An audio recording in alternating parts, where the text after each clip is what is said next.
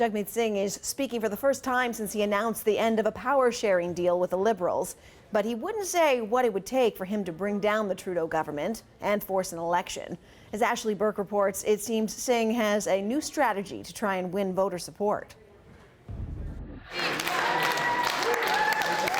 A day after Jagmeet Singh's big breakup with the Liberals, he's campaigning to replace Justin Trudeau. And when the next election comes, my friends, I am running to be the next Prime Minister of this country. This polling aggregate shows the Conservatives have surged in support, and if there were an election today, could win 42% of the popular vote. That's at the expense of the Liberals, which have been trailing behind all year, and the NDP hasn't benefited. It's sitting in third place. When folks are upset with the red team, they then start looking at the blue team.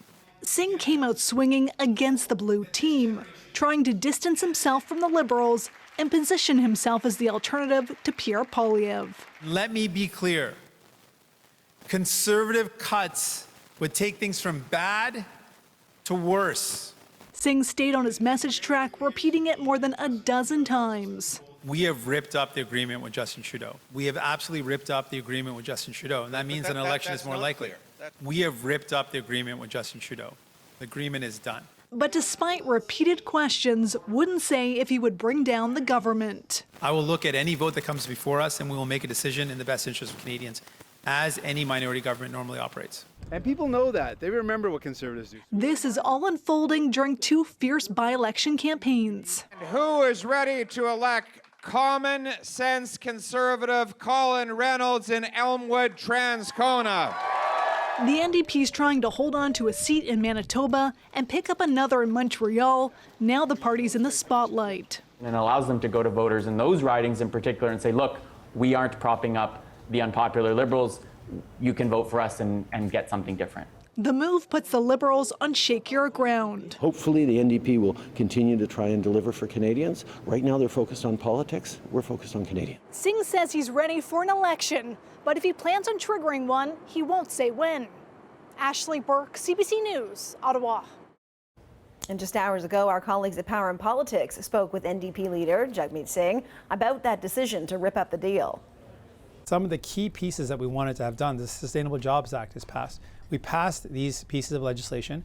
Some of them we needed to see the rollout into this summer, and we saw that with the dental care piece. And then it became very clear with the overwhelming amount of evidence that the Liberals are too weak, too beholden to corporate interests to do what's necessary to make people's lives better. And they show again and again more evidence of that. And they're also too weak and frankly similarly beholden to corporate interests to take on Pierre Poilievre and the threat of Conservative cuts. The next election is going to be a change election, and people are done with Justin Trudeau. That, of course, was NDP leader Jagmeet Singh, and he was speaking with Power and Politics host David Cochrane. And the Liberals have actually taken another major blow today, just 24 hours after the NDP ended its supply and confidence deal with the Liberals. The party's national campaign director, Jeremy Broadhurst, announced his resignation. Now, without NDP support, a federal election could be triggered by a vote of no confidence at any point. In a statement posted to social media, Broadhurst confirmed his resignation, citing the pressures of the job that the job has placed on him and his family. Broadhurst served as national director of the Liberal Party from 2013 to 2015 and served as campaign director in 2019. He officially leaves his position on September 30th.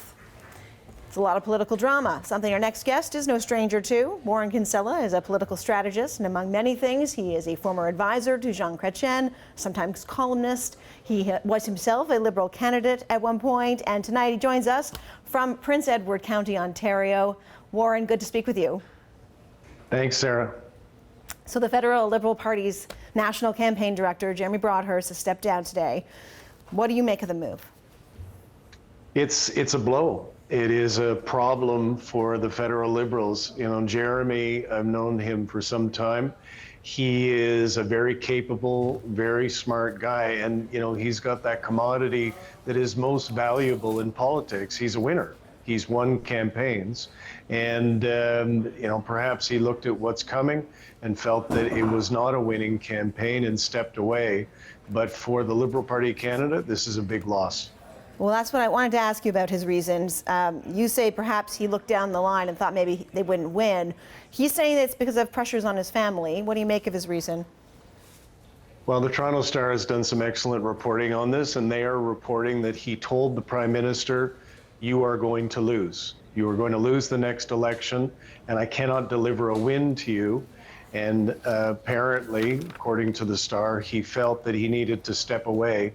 And I think if he said that to the Prime Minister, he should step away, because if you need a campaign manager, you need a campaign director, whoever he or she is, who believes that they can win and has the plan to do so, has the blueprint. So, but the landscape, as you pointed out off the top, it's pretty tough for the Liberal Party of Canada right now. Behind between 15 and 20 points for more than a year. That's a big hill to climb, and perhaps Jeremy felt he couldn't climb it. Yeah, talk to me about the kind of pressure you think the party is feeling, maybe behind closed doors, because now that a non-confidence vote could trigger an election, it could happen sooner, much sooner than expected. And as of the end of the month, they don't have anyone to run a campaign. So what's the conversation like? I've been speaking to members of caucus today, and they are distressed because this isn't the only challenge that they're facing. There's the situation in the polls. They've had some open criticism of the leadership of the party, both Mr. Trudeau and the people around him in the Prime Minister's office. And the other big problem they've got is they've tried, you look over the past few weeks, they've tried everything they can. They've thrown everything at the wall to see what sticks, and nothing really has. So there are rumors circulating that they really need to avoid that coming confidence vote, if in fact there is going to be one. And so the suggestion is that they prorogue the House and the session and avoid that kind of vote. I would not be surprised to see them prorogue. Warren, as I mentioned off the top, you have a lot of political experience as a commentator, a strategist on the outside, and you've also been on the inside. Do the Liberals need a new campaign manager? Do they need a new candidate to lead? What do you think?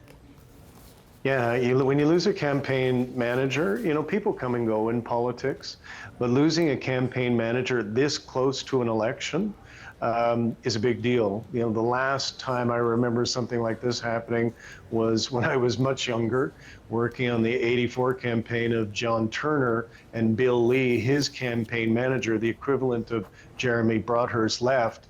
And it was just, everybody tried to put a happy face on it, but it was a very difficult moment. And of course, the Liberal Party went on to a disastrous result in '84. So I'm not predicting that here. They've got some time to find the right person, and they've got some very capable people in Ottawa and within the party. But this guy was a winner. He was, I remember him in meetings. One of the reasons why I admired him is he was quiet. And he would listen. He wouldn't speak just because he wanted to speak. He was a thinker, and he was always looking to the next play. Where is the puck going to be? That's how Jeremy was. And so losing somebody like that, losing a thinker like that, it's a big deal. Right, but when you talk about the fact that, as the Toronto Star has reported, he's expressed that he didn't believe an election was winnable, presumably with Justin Trudeau as the leader. We don't know the exact extent of the conversation, but there have been questions about the leader of the Liberals, whether it's time for there to be a change there. What are your thoughts on that and those conversations? Are they continuing, or do you think that they really are put out? In my view, is always the same in this business, in politics. You get about 8 years, and that's it. And at that point, the people start to get sick of your face. The Prime Minister has been the leader of the Liberal Party Canada for more than 10 years. That's a lot longer than other people get. And I know he and other people around him would like to have a majority and would have liked to have had a majority, but they've had a very successful political record. They've defeated successive Conservative leaders. They defeated a Conservative Prime Minister who had a majority government. He brought the Liberal Party of Canada from third place to first. That's the first time something like that has happened, certainly in my lifetime. So he's got a lot of achievements. He's got a record of wins, so he can leave with his head held high. And that's what I would be telling him. And perhaps that's what Jeremy Broadhurst said to him, is you can leave now and be remembered for your wins. But if you stick around and lose, that's what you will be remembered for, is losing. Okay, I want to finish by talking about Jagmeet Singh with you. What do you make of what appears to be his strategy to try and make this a race between him and Conservative leader Pierre Poilievre? Well, I've been around politics for a long time, and I tend to judge politicians according to what they do, not what they say they're going to do. And so, yes, the confidence and supply arrangement is gone. That makes the situation a bit more precarious for the Liberals. But, you know, your reporters and many reporters tried to get him to answer one question today. Mr. Singh, when it comes to a confidence vote, are you going to vote against the government? And he refused to say that he would. So that suggests to me that he will continue to behave in the way that he did from 2019 to 2021, which is continuing to support the government and avoid an election. Why do I think that?